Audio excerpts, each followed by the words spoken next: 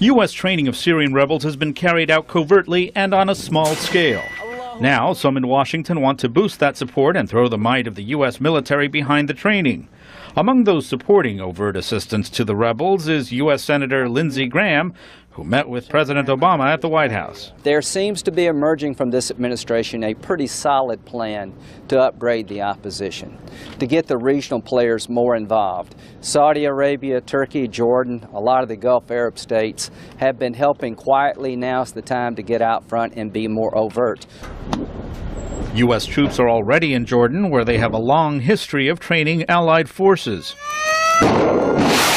U.S. forces are poised to launch a limited strike to weaken Syrian President Bashar al-Assad, but not remove him from power.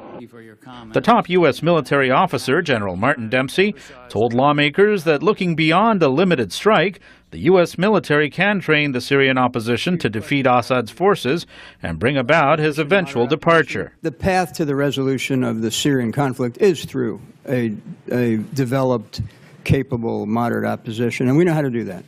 With debate still raging on whether the United States should get caught up in another Middle East conflict, Pentagon officials are careful not to discuss preparations for a broader training program for Syrian rebels. At this point, given the current situation, I'm not going to get into the specifics of our planning, but we plan for just about everything, as I've said before, and we continue to plan and consult with our partners in the region.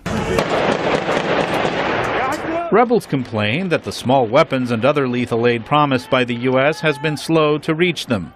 Analyst Michael O'Hanlon says that's because U.S. officials must make sure the aid does not fall into the hands of extremists. 1,200 different insurgent groups, which means you don't really know to whom you give these weapons and how to ensure their control thereafter. And therefore, that does raise the question of whether we should be trying to do more, not just to train, but to fashion an organization and a hierarchy. Scenes like these of Syrian rebels preparing to execute captured Syrian soldiers highlight questions of whether helping the rebels is right. The video was shot in 2012 and made public recently by the New York Times. The Obama administration must now decide whether it wants to continue to work through a covert and quiet means or deepen its involvement. Luis Ramirez, VOA News, at the Pentagon.